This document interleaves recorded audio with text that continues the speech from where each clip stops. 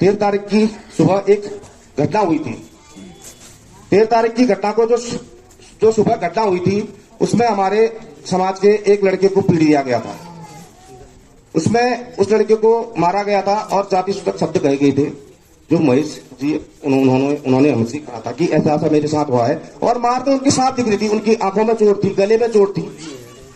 तो उन्होंने जब भीम आर्मी संगठन के कार्यकर्ताओं को वहां बुलाया, जब वो चौकी में गए, महेश जी को चौकी में लेके गए, तो वहां जिन्होंने उन्हें मारा था वो लोग चौकी में आकर के उन्हें धमका रहे थे। जब हमारे कार्यकर्ता, भीम आर्मी के कार्यकर्ता वहां पहुंचे तो वो लोग डराने का काम कर रहे थे हमारे कार्यकर्ताओं को भी। हमारे कार्यकर्ता डरने वाले नहीं है। जब हमारे कार्यकर्ता ने उनसे कहा, देखिए आप तमीज में रहिए, ढंग से बात कीजिए, यहाँ पे प्रशासन बैठा है, प्रशासन के सामने आप इस तरह से बातें कर रहे हैं। जब हमारे कार्यकर्ताओं ने बातें रखी तब जाकर वो लोग शांत हुए। फिर हमारे कार्यकर्ताओं ने महेश जी से कहा, चलिए आप थाने में चलिए, थाने में एफआईआर करेंगे। अगर उनकी एफआईआर हो जाती तो आज ये धरना प्रदर्शन नहीं होता। तो जब ये प्रक्रिया हुई उसके बाद हम धरने पे बैठे। दूसरे दिन रात को हमें कॉल आता है, रात को महेश जी को कॉल आता है। जब रात को कॉल आता है कि आपकी एफआईआर हो गई है, तो हम लोगों ने कहा चलो ठीक है एफआईआर हो गई है। जब क्योंकि देखो हमने लाइव की थी, उसने हमारी पदाधिकारियों ने लाइव की थी। उसके बाद एफआईआर होती है 15 तारीख की सुबह। हम लोग मैडम से मिलते हैं, ज्ञापन देते हैं, हम लोग धरना प्रदर्शन की ओर जाते हैं। और उसी दिन एक वीडियो वायरल होती है जो हमारे समाज के भटूरा के लड़के थे, थोड़ा उन्होंने एक लड़के को पीट दिया था। तो उसमें सवर्ण समाज के व्यक्तियों ने देखी दोनों केसों को एक मिला के, बल्कि उस केस का हमें संज्ञान नहीं था। जब वीडियो वायरल हुई तब वो हमारे संज्ञान में आया था, तब तक हम उठ गए थे। तो सवर्ण समाज के कुछ लोगों ने तो उसमें क्या किया था, एक धरना प्रदर्शन किया था। कुछ सामान्य लोगों ने मतलब जो धरना प्रदर्शन किया था, उसमें हम चलो चाहते हैं कि जो संवैधानिक अधिकार है उसमें उन्होंने धरना प्रदर्शन किया, अच्छी बात है। लेकिन उसमें कुछ विशेष लोग ऐसे थे जिन्होंने हमारे समाज के बारे में कुछ टिप्पणियां की।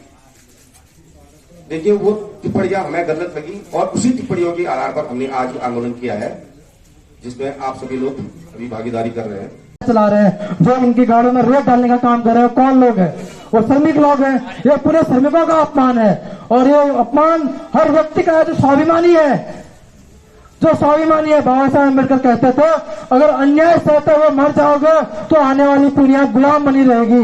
अगर अन्याय के खिलाफ लड़ते हुए मारे जाओगे तो आने वाली पीढ़ियां इस देश में राज करेंगी। तो आज बाबा साहब अम्बेडकर के उस कथन को सिद्ध हम लोग कर रहे हैं और अन्याय के खिलाफ हम आवाज उठा रहे हैं। ये मान सम्मान स्वाभिमान की लड़ाई है। सर देखो, अगर एक उसके बाद भी चीजें कह रही हैं, और जो पत्रकार हैं, देखो पत्रकार भी यहाँ पे आए हुए हैं। देखो आने वाले समय में और भी पत्रकार पैदा होंगे, आदमी ज्यादा समय तक जीवित नहीं रहता। आप पत्रकारिता को किस और लेके जा रहे हैं बताइए? पत्रकारों ने भी इस पूरे दलित समाज के इस बाइट को चलाने का काम किया है, और पूरे मुद्दे को जानते बिना उन्होंने यह संज्ञान नहीं लिया कि दोनों मुद्दे एक थे। उन्होंने थाने में कॉल नहीं की, उन्होंने इस समाज में लूट कर रहे गोविंद बात जी को कॉल नहीं की, मुझे कॉल नहीं की, लेकिन उसके बाद सीधे बहुजन समाज के संगठन के ऊपर आरोप लगाया। क्या पत्रकारिता पर लोगों का भरोसा रहेगा? क्या पत्रकारिता यहाँ जीवित रहेगी? क्या आने वाले समय में हम लोग अगर जाति के नाम पर पत्रकारिता करेंगे, क्या आने वाले समय में लोग क्या पत्रकारों पर विश्वास करेंगे बताइए? और आज भी लोगों को हाथों से सफाई करने की जरूरत पड़ रही है, उनको मर उठाने के लिए जबरदस्ती प्रताड़ित किया जाता है। हमारे प्रतिनिधियों के गले में क्या बोलते हैं, जूता चप्पलों की मालाएं डाली जा रही हैं। ये हाल ही के मामला जो इस महीने के अंदर हुए हैं पूरे कुमाऊं मंडल में, तो इन सभी पर भी चर्चाएं होंगी। ये भीम। तो साथियों, जिस प्रकार आप लोगों को पता है हमारे पिथौरागढ़ के अंदर मनोवादियों के द्वारा जिस प्रकार की हमारी समाज के लिए, बहुजन समाज के लिए टिप्पणियां की जा रही है, निंदनीय है। हम इन घटना की निंदा करते हैं, और जिस प्रकार हमारे लोगों के साथ अत्याचार हो रहे हैं, हमारे साथियों ने भी आप लोगों को रूबरू करा दिया। इन मनोवादियों के लिए मैं भीम आर्मी की ओर से सिर्फ 2 शब्द कहूंगा, अच्छों ने अच्छा, बुरे ने बुरा जाना मुझे। अच्छों ने अच्छा, बुरों ने बुरा जाना मुझे, जिसकी जितनी जरूरत थी उतना पहचाना मुझे। साथियों, जिस प्रकार हमारे ऊपर आरोप प्रत्यारोप लग रहे हैं, तो हमारा तो कहना है कि आपके पास साक्ष्य है तो हमारे ऊपर कार्रवाई की जाए, हमें जेल भेजने का काम किया जाए। तो साथियों, आरोप भी लगाने वो लोग जिनके ऊपर गुंडा एक्ट है, जिनके ऊपर वसूली के उनकी रिकॉर्ड वायरल हो रही है, होती जाती है सोशल मीडिया पे। और देखिए साथियों, जो जातिवाद का जहर है ये पूरे उत्तराखंड में चरम सीमा पर है। जैसे आप लोगों ने देखा होगा, एक घटना चमोली से आई हुई है, जिसमें हमारे पुष्कर राम जी को सिर्फ ढोल न बजाने के चक्कर में उन्हें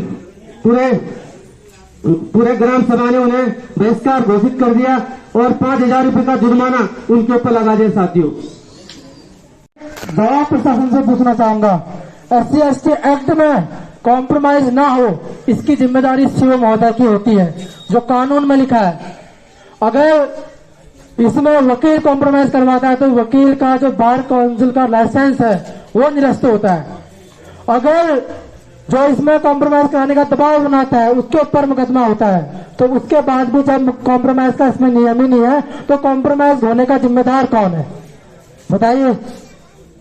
देखो, SC/ST एक्ट को लोगों ने पढ़ा नहीं है, लेकिन उसके खिलाफ भ्रांतियां फैलाई जा रही हैं। क्या SC/ST एक्ट केवल सोनों के लिए बना है? नहीं, ये मुस्लिमों के ऊपर भी लगाया जाता है, ये OBC के ऊपर भी लगाया जाता है, ये क्रिश्चियन के ऊपर भी लगाया जाता है, ये कैथोलिक के ऊपर भी लगाया जाता है। SC/ST एक्ट SC/ST को छोड़ के जो भी समुदाय SC/ST एक्ट का शोषण करेंगे उनके ऊपर लगाया जाता है। हमने मांग रखी थी कि शासन प्रशासन को SC/ST एक्ट की ट्रेनिंग दी जाए, उसमें राइट टू सपोर्ट है। वो लोग सोचते हैं कि भीमार्ग के कार्यकर्ता राजनीति करते हैं। आप एक चीज बताइए, अगर कानून को हम लोग दखल करेंगे तो क्या बच पाएंगे? उसमें कानून है राइट टू सपोर्ट। जब किसी दलित समाज के ऊपर अत्याचार होता है तो कोई भी समाज का व्यक्ति उसकी सुरक्षा करने के लिए, उसके साथ खड़े होने के लिए वहां जा सकता है। तो ये नियम में लिखा हुआ है और हम बोल रहे हैं कि SC/ST एक्ट को लागू किया जाए, लेकिन उसके बाद भी आरोप लगाए जा रहे हैं। उनको कानून की जानकारी नहीं है और वो लोग एलिगेशन लगा रहे हैं। तो इसीलिए एक मांग है हमारी ये थी कि SC/ST एक्ट की ट्रेनिंग पुलिस प्रशासन को दी जाए।